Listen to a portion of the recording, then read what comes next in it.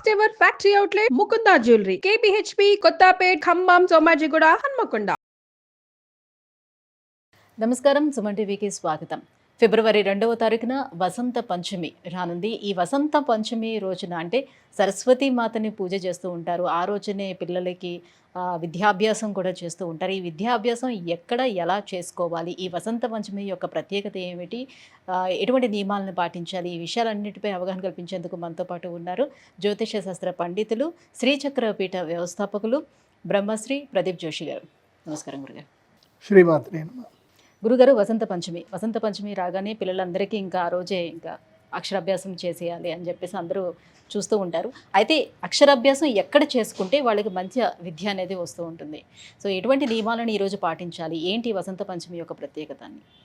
శ్రీ గురుభ్యో నమః. శ్రీమాత్రే నమః. శుక్లాం బ్రహ్మ విచారసార పరమాం ఆద్యాం జగద్వ్యాపినీం వీణా పుస్తకధారిణీమభయదాం జాఢ్యాంధకారాపహాం హస్తైస్ఫాటికమాలికాం విదధతీం పద్మాసనే సంస్థితాం వందే తాం పరమేశ్వరీం భగవతీం బుద్ధిప్రదాం శారదాం. శ్రీమాత్రే. ఈ వసంత పంచమి అక్షరాభ్యాసం మీరు ఎక్కడైనా దేవస్థానంకి వెళ్ళండి, అక్షరాభ్యాసం చేసుకోండి. ఎక్కడికైనా దేవస్థానానికి కేవలం సరస్వతి టెంపుల్సే కాదు, ఎక్కడైనా వెళ్ళి చేసుకోవచ్చు. ఎందుకోసం అంటే అందరికీ అన్ని దగ్గరికి వెళ్ళడానికి అవైలబిలిటీ ఉండదు. తీరా పోయిన తర్వాత కూడా అక్కడ క్రౌడ్ ఎక్కువగా ఉండి ఇబ్బంది పడతారు. ఎక్కడికి వెళ్ళినా దైవము శక్తి సన్నిధానం ఉంటుంది. కానీ ఆ దైవ సాన్నిధ్యములో మంత్రవేత్త కలిగినటువంటి శాస్త్రవేత్త, అంటే శాస్త్రము మంత్రము తెలిసినటువంటి ఒక గురువు ఉండాలి. ఎందుకోసం అంటే విద్య ఎవరిస్తారు? గురువే ఇస్తాడు. దైవ ఉపాసన కలిగినటువంటి మంత్రవేత్త ఉండాలి, అతనికి జ్ఞానం ఉండాలి. అతను తన కన్నులతో అతని శక్తితో మీకు అనుగ్రహించగలిగే గురువు ఉండాలి. ఎందుకోసమంటే దైవం ఎక్కడైనా ఉంది, కానీ ఆ దైవానుగ్రహాన్ని ఇచ్చేటువంటి వాడు గురువు మాత్రమే. అందులోనూ జ్ఞానం ఇచ్చేటువంటి వాడు గురువు మాత్రమే. మంచి శాస్త్ర పండితులు ఉండేటువంటి ప్రదేశంలో, అంటే ఉపాసన ఏ దైవ బలం ఏ దేవస్థానంలో అయితే గనక దైవ బలము ఉపాసన బలం ఎక్కువ ఉన్నటువంటి పండితులు ఉండాలి. అలాంటి దేవస్థానంలో వెళ్ళాలి. ఎందుకోసమంటే ఈ అక్షరాభ్యాసం విద్యాభ్యాసం యొక్క ప్రత్యేకత ఏమిటంటే పిల్లలకి చెవిలో, కుడి చెవిలో గురువు ఓంకార మంత్రాన్ని 3 సార్లు చెప్పాలి. ఆ చెప్పే గురువు ఓంకార అనుష్ఠానం చేసుకున్న వాడై ఉండాలి, సాధన చేసి ఉండాలి, ఆ గురువుకి శ్రీ విద్య తెలిసి ఉండాలి. అలాంటి గురువు దగ్గరికి వెళ్ళి చేయించుకోవాలి. ఇది గురువు. అమ్మవారు సరస్వతీదేవి, ఆమె అమ్మలగన్నయమ్మ, ఆమె పెద్ద గురువు, అందరికన్నా పెద్ద గురువే. కాకపోతే ఆ అమ్మ అనుగ్రహాన్ని ప్రసాదించగలగాలి అని అంటే ఆ అమ్మకు సంబంధించిన శ్రీ విద్యాతత్వం, శ్రీచక్రానికి సంబంధించిన తత్వం అంతా తెలిసి ఉండాలి. ముఖ్యంగా శ్యామలా దండకం, రాజశ్యామల ఉపాసన ఉండాలి. అలా చదివితే శ్యామలా దండకం ఇలా చదివేయాలి టకటక. జయ జనని సుధా సముద్రాంత హృద్యన్ మణిద్వీప సంభ్రూఢ బిల్వాటవీ మధ్య కల్పద్రుమా కల్ప కాదంబ కాంతార వాసప్రియే కృత్తివాసప్రియే సర్వలోకప్రియే సాదరారబ్ధ సంగీత సంభావన సంభ్రమాలోల నీపస్రగాబద్ధ చూలి సనాతత్రికే సానుమత్పుత్రికి. ఇలా టకటకటకటకటక ఆ అమ్మవారు ఎక్కడుండాలి? నాట్యం చేస్తుండాలి నాలుక పైన. స్త్రీ సూక్త, పురుష సూక్తాలు అలా అన్నీ చదవగలగాలి. అలాంటి గురువు దగ్గరికి వెళ్ళి అక్షరాభ్యాసం చేయించుకోవాలి. అక్షరాభ్యాసం చేయించే పద్ధతి ఏమిటంటే కనుక మొట్టమొదటిగా మీరు ఒక క్లాత్, ఒక వైట్ కలర్ క్లాత్ కానీ ఆకుపచ్చ రంగు క్లాత్ కానీ ఏదైనా సరే, బ్లాక్ బ్లూ తప్ప ఏదైనా ఒక క్లాత్ తీసుకొని ఒక పీఠ మీద, ఒక చౌక పీఠ మీద క్లాత్ పరవాలి. దాని మీద బియ్యం వేయాలి. బియ్యం వేసి బియ్యాన్ని చదును చేయాలి. చదును చేసి దాని మధ్యలో కలశం పెట్టాలి. కలశం మీద ఒక కొబ్బరికాయ పెట్టాలి. కొబ్బరికాయ మీద ఒక గోపురంలాగా ఒక ఎర్రటి కనుము పెట్టుకోవాలి. పెట్టి గణపతి, గౌరీ, తమలపాకులు, ఒక 100 తమలపాకులు తీసుకొని ఆ తమలపాకులు పెట్టేసుకొని గౌరీ, గణపతి, నవగ్రహాలు, అష్టదిక్పాలకులు వీళ్ళందరినీ ధ్యానం చేసుకొని ఆవాహన చేసుకోవాలి. చేసుకున్న తర్వాత మూల అధిష్టాన దేవత సరస్వతీదేవి అమ్మవారి యొక్క మూల మంత్రం పిల్లలతో చెప్పించాలి. చెప్పించి తండ్రి తన కుడికాలు మీద పిల్లవాడిని కూర్చోబెట్టుకోవాలి. ఎడమ కాలు మీద పిల్లల్ని, ఎడమ తొడ మీద పిల్లల్ని కూర్చోబెట్టుకోకూడదు. తండ్రి కుడి తొడ మీద కూర్చోబెట్టుకోవాలి పిల్లల్ని. కుడి తొడ మీద తండ్రి కూర్చోబెట్టుకొని తండ్రి మొట్టమొదటిగా పిల్లవాడితో ఓంకారం రాపించాలి. ఓంకారం రాపించి శ్రీమాతృ మంత్రం, శ్రీమాత్రే నమః, శ్రీమాతృ మంత్రం చెప్పించాలి. తర్వాత తల్లి కూడా అక్షరాభ్యాసం చేయించాలి. వీరిద్దరూ అక్షరాభ్యాసం చేసిన తర్వాత హారతి, ఇదైతే భగవంతునికి మనం నివేదన చేయవలసినటువంటి హారతి, ప్రసాదము, నైవేద్యం అంతా చేసి ప్రదక్షిణపూర్వకంగా నమస్కారం చేసి తర్వాత గురువు దగ్గరికి రావాలి. మేము అక్షరాభ్యాసం చేసాం. ఎందుకోసం అంటే శాస్త్రంలో మాతృదేవోభవ, మొట్టమొదటి గురువు ఎవరు అంటే తల్లి, తర్వాత పితృదేవోభవ, రెండవ ప్రధాన దైవము తండ్రి. వీళ్ళిద్దరు అయిపోయారు. మూడవ వాళ్ళు ఎవరు అంటే ఆచార్య దేవోభవ. అప్పుడు ఆచార్యుడి దగ్గరికి రావాలి. ఆచార్యుడి దగ్గరికి వచ్చి మేము అక్షరాభ్యాసం చేసాము, వీడికి మంత్రోపదేశం చేయండి, ప్రణవ మంత్రం ఉపదేశం చేయండి. అప్పుడు కుడి చెవులు గురువు ఓంకారాన్ని చెప్పి గురువు కూడా దగ్గర కూర్చోబెట్టుకొని ఆ పిల్లవాడికి శ్రీమాత్రే నమః, అదేవిధంగా లేదంటే ఓం నమ శివాయ లేదా ఓం నమో నారాయణాయ, ఓంకారం అనే ప్రణవనాదాన్ని గురువు తన చేతితోటి రాయించాలి. రాయించి గురువు తన అరచేతితోటి పిల్లవాడి చేయి మీద, నెత్తి మీద చేయబెట్టి ఆశీర్వాదం చేయాలి. వీడు ప్రపంచానికి జ్ఞానోపదేశం చేసే శక్తి సామర్థ్యం కలిగినటువంటి వాడు అవ్వాలి, చక్కగా స్కిల్ పర్సనాలిటీ అవ్వాలి, సరస్వతి అనుగ్రహం కలగాలి, ధనవంతుడు ఐశ్వర్యవంతుడు కావాలి, అన్ని గ్రహాలు కూడా ఈ పిల్లవాడికి అనుకూలించాలి, అరిష్టాలు దూరం అవ్వాలి అని గురువు ఆశీర్వచనం చేయాలి. అలా ఆశీర్వచనం చేసిన తర్వాత తల్లి తండ్రి పిల్లవాడిని ఒడిలో పెట్టుకొని చక్కగా అమ్మవారి దగ్గరికి వెళ్ళి ఓడిబియ్యం వేయడము, అమ్మవారికి ఓడిబియ్యం ఇవ్వాలి. ఆ రోజు ఓడిబియ్యం పోసి ఆ తర్వాత అమ్మవారికి దండం పెట్టుకొని అదే దేవస్థానంలో అమ్మవారి యొక్క నైవేద్యము భోజనం చేయాలి. ఏం భోజనం చేయాలి? నైవేద్యం, ప్రసాదము, అమ్మవారికి పెట్టిన నైవేద్యం భోజనం చేయాలి. చాలామంది ఏం చేస్తారు, ఇంత కష్టపడి వెళతారు, చక్కగా అక్షరాభ్యాసాలు అని చెప్పి బయటకు వచ్చి ఎక్కడో హోటల్లో తింటారు. వాడు హోటల్లో స్నానం చేసి వండాడో తెలియదు, ఏం వేసాడో తెలియదు, ఎట్లా చేస్తున్నాడో తెలియదు. సో పద్ధతి ఉండదు. మళ్ళీ అందుకే చక్కగా అరిటాకులు కానీ మంచిగా వేసుకొని చక్కగా భోజనం. మరి సరస్వతి మాత టెంపుల్స్ లోనే ఒకవేళ అక్షరాభ్యాసం చేయకుండా మీరు చెప్పినట్టుగా ఏదైనా టెంపుల్స్ లోనే ఒకవేళ ఇంట్లో చేయించుకున్నా పర్వాలేదు. మరి అప్పుడు అమ్మవారికి ఒడిబియ్యం అది ఇవ్వడం ఇంట్లోనే పోయండి, ఇంట్లో ఒడిబియ్యం పోయండి, పోసి అక్కడ అమ్మవారి దేవస్థానంకి వెళ్ళి ఇచ్చేసి రండి. ఇప్పుడు వసంత పంచమి అంటే అందరు కూడా బాసర సరస్వతి దేవస్థానంకి వెళ్ళిపోతారు మోస్ట్లీ. బాసర సరస్వతి అమ్మవారు మహాశక్తి పీఠం, అది సాక్షాత్తు వ్యాస భగవాన్ల వారు మహాభారతం రాసింది అక్కడనే, గణేశుడు కూడా అక్కడనే కూర్చొని మహాభారతం రాశారు అనేది ప్రతీతి. నాకు అమ్మవారు జ్ఞానోపదేశం చేసింది కూడా అక్కడనే. నాకు అమ్మవారి యొక్క పాదముద్రలు నాకు కనిపించాయి, గజ్జల శబ్దం వినిపించింది, పాదముద్రలు కనిపించాయి. ఇప్పుడు నా 9వ ఏటనే నాకు అమ్మవారి యొక్క అనుగ్రహం కలిగింది అక్కడనే. మా నాన్నగారిని ఆజ్ఞాపించింది, వీడు భవిష్యత్తులో మహాపండితుడు అవుతాడు, వీడిని గురుకులంలో వెయ్యు అని మా అమ్మ నాన్నకు చెప్తేనే నన్ను అక్కడిని తీసుకెళ్ళి గురుకులంలో వేసేసారు. నేను లేకపోతే వేరే ఏ సాఫ్ట్వేర్ కంపెనీలో చేసుకుంటూ టిక్టాకులు చేసుకుంటూ ఉండేవాడినేమో. మా నాన్నగారు చెప్పారు కాబట్టి మా నాన్నగారు అటు పంపించారు. నేను అక్కడ ఉండి అమ్మవారి ఉపాసన చేసినప్పుడు పక్కన కొలను ఉండేది బాసర్లో. నేను మొదలు అక్కడ పద్ధతి ఏముండేనంటే బాసర్లో ఒక పెద్ద చెట్టు ఉండేది, రావి చెట్టు. ఇంత డెవలప్మెంట్ ఏం లేకుండా బాసర్లో. దాని ముందంతా పార్కింగ్ ప్లేస్ ఉంటుండే, మంచి కోనేరు ఉంటుండే. అక్కడ దీక్ష తీసుకొని, బాసర దేనికి ప్రత్యేకత అంటే అక్కడ వెళ్ళి దీక్ష తీసుకొని తెల్లవారుజామున్నే 4 గంటలకు లేచి అమ్మవారికి అభిషేకం చేయడానికి అక్కడ కుండములో నుంచి నీళ్లు తీసుకొచ్చి అమ్మవారికి అభిషేకం చేస్తూ ఉంటే అమ్మవారి యొక్క నిజరూప దర్శనం చేసుకునే భాగ్యము అందరికీ దక్కేది. కూర్చొని అక్కడ ఉపాసన చేసేవాళ్ళకు. తర్వాత అమ్మవారికి 108 ప్రదక్షిణలు చేసుకునేవాళ్ళు. ప్రదక్షిణలు చేసుకొని అక్కడనే దీక్షాపీఠం పెట్టుకొని అమ్మవారి యొక్క మూల మంత్రము అక్కడ మాకు ఉపదేశం చేసేటువంటి వాళ్ళు ఆ దేవస్థానం యొక్క అర్చకులు. ఇప్పుడు అచ్యుతని ఒక ఆయన ఉంటుండే, అచ్యుతన్న అని చెప్పి వాళ్ళు మాకు ఉపదేశం చేశారు. ఉపదేశం చేసిన తర్వాత అక్కడ మంత్రం చదువుకోవాలి. 1,00,000 జపం కానీ 10,000 జపం కానీ చేసుకుంటూ ఉండాలి. మధ్యాహ్నము అంటే 11 అవుతూనే అమ్మవారి యొక్క కనుమిస్తారు. దేవస్థానం వాళ్ళే బ్రాహ్మణులే మనకు కనుమిస్తారు. అమ్మవారి యొక్క కనుమిస్తే ఆ కనుము 4 వైపులా ముడిగట్టేసుకొని దాన్ని కనుము ఇట్లా చేతిలో వేసేసుకొని బ్యాగులు లాగేసుకొని ఇటువైపు వేసుకొని భిక్షాటనకి వెళ్ళాలి.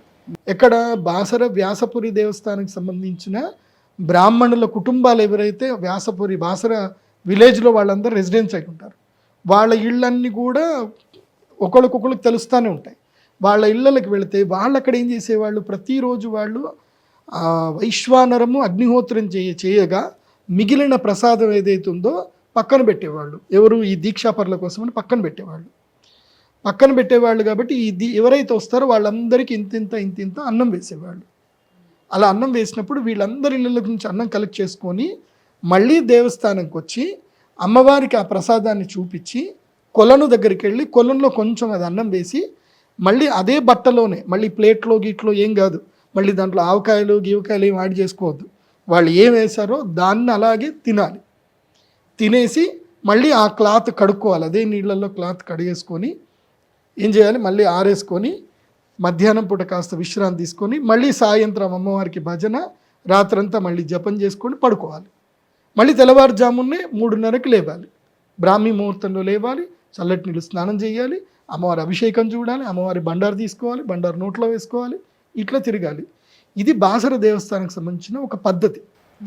ఈ రాను ఎండోమెంట్ కల్చర్ చేంజ్ చేసిందంటే ఈ దేవస్థానానికి సంబంధించిన వచ్చిన ధనమంతా కూడా ఆ అర్చకులే తీసుకొని వాళ్ళు అందరూ పంటలు పండించి ఈ దేవస్థానంలో దీక్ష తీసుకునే వాళ్ళందరికీ వాళ్ళు అన్నదానం చేసేవాళ్ళు. వీళ్ళందరూ వచ్చేసి పంతుల్ని అందరిని ఏం చేస్తారంటే, ఎవరైతే అర్చకులు ఎవరైతే దైవ సంపన్నులు ఎవరైతే ఉంటారో వీళ్ళందరినీ లేబర్ కిందకి మార్చేశారు ఎండోమెంట్ డిపార్ట్మెంట్. అంటే మీరు నెల జీతగాళ్ళు, మీకు ఇంత నెల జీతం ఇచ్చేస్తాము అన్నట్టు మార్చారు. అది చాలా తప్పు పని చేశారు. బాసర్లో తప్పు జరిగింది. ఇప్పుడు ఈ మధుకర వృత్తి చేయడానికి ఎవరింట్లోకి వెళ్ళినా వాళ్ళకి ఇప్పుడు వాళ్ళు వెయ్యాలంటే వాళ్ళ ఇంట్లో కూడా బియ్యం రావాలి కదా, వాళ్ళకి దైవం నుంచి వాళ్ళకి సంపద వచ్చేది కాబట్టి వాళ్ళు అన్నం వేసేవాళ్ళు. ఇప్పుడు రాను ఏమైపోయిందంటే ఉపాధి తగ్గిపోయింది కాబట్టి బ్రాహ్మణ కుటుంబాలు తగ్గిపోయాయి. ఇప్పుడు 3-4 మధుకర వృత్తికి వేస్తున్నారు, వాళ్ళు వదలట్లే, కొంతమంది అయితే వేస్తున్నారు. కానీ ఎన్నో కుటుంబాలు అమ్మవారి యొక్క సేవను వదిలేసి వెళ్ళిపోయాయి. అందుకే నాకు బాసరికి వెళ్ళాలంటే కొంచెం బాధ అనిపిస్తుంది నాకు. ఇప్పుడు సరస్వతి అమ్మవారి యొక్క శక్తి అక్కడ ఉంది.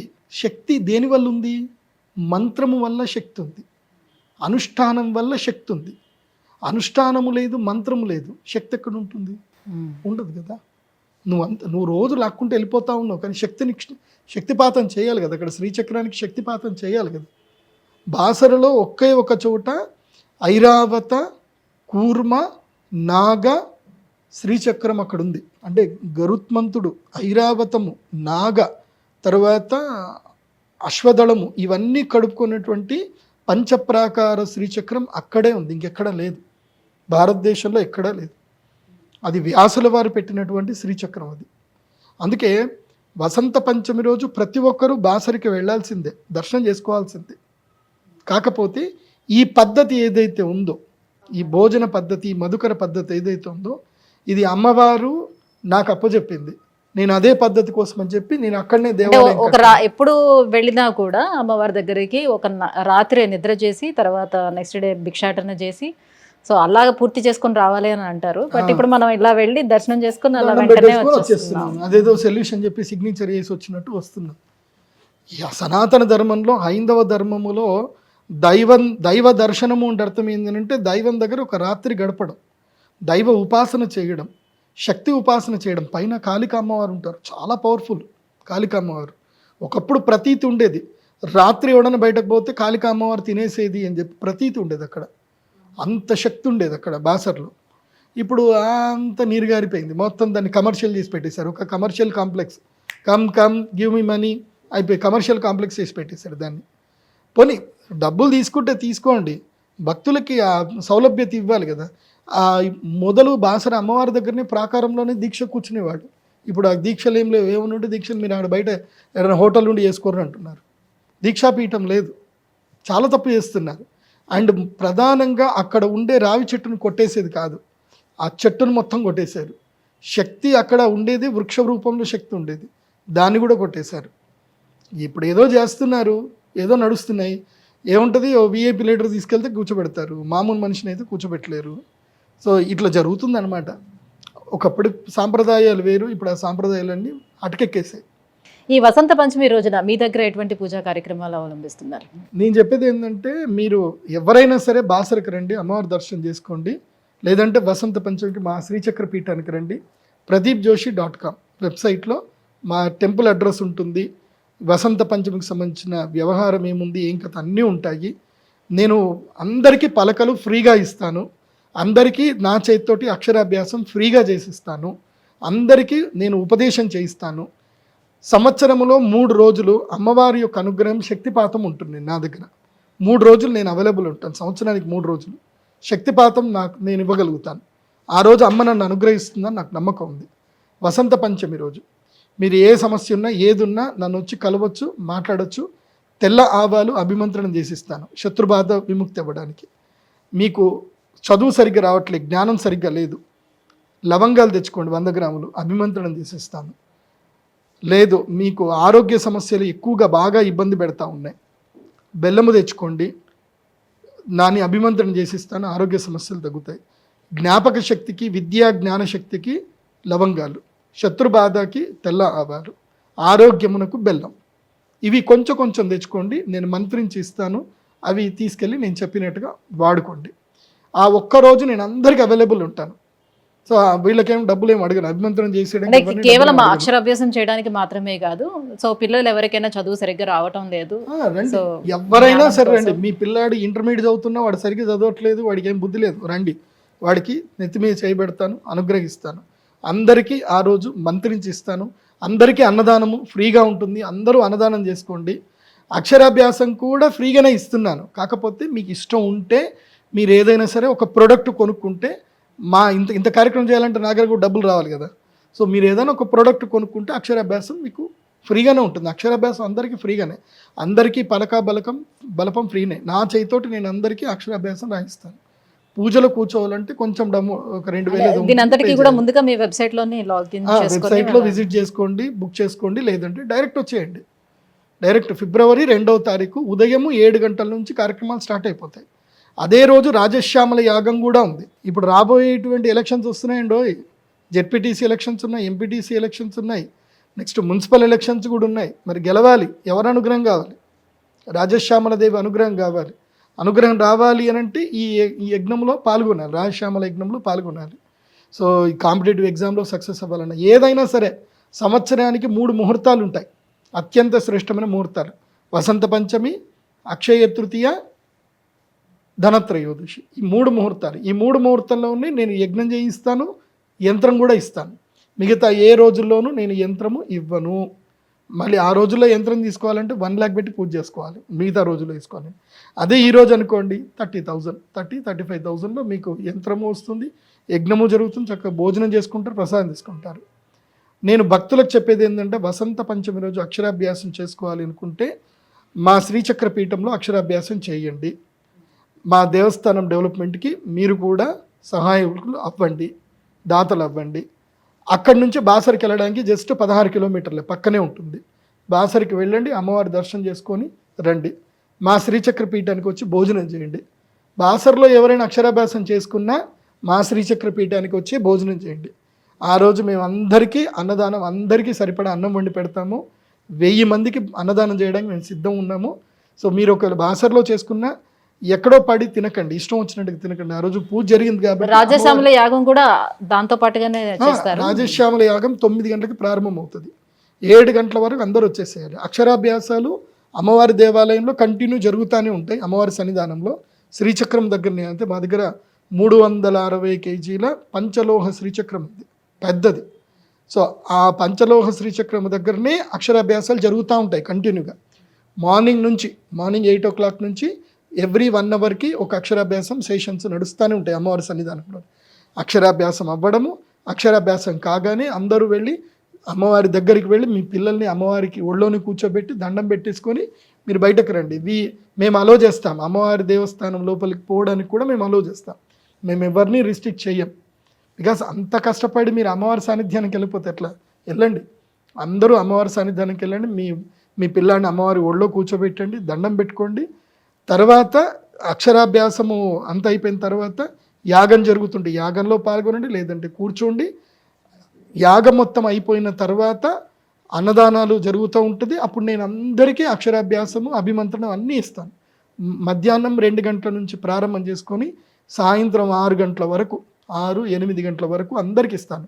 మా శ్రీచక్ర పీఠంలో ప్రత్యేకత ఏంటంటే అక్షరాభ్యాసం చేసే ప్రతి ఒక్కరికి కూడా శ్యామలా దండకము ఫ్రీగా ఇస్తాము. అలాగే మీరు వేసుకున్నారు చూడండి మాతంగి మాల, ఇది సరస్వతి మాల అంటారు. ఈ మాతంగి మాల ఎవరెవరు యాగం చేస్తారో, ఎవరెవరు అక్షరాభ్యాసం చేసుకుంటారో వాళ్ళందరికీ కూడా ఇవ్వడం జరుగుతుంది. బట్ దానికి డొనేషన్ అయితే చేయాల్సింది ఉంటుంది. సో మాతంగి మాల వేసుకోవాలి ఆ రోజు, శ్యామలా దండకం చెప్పించుకోవాలి.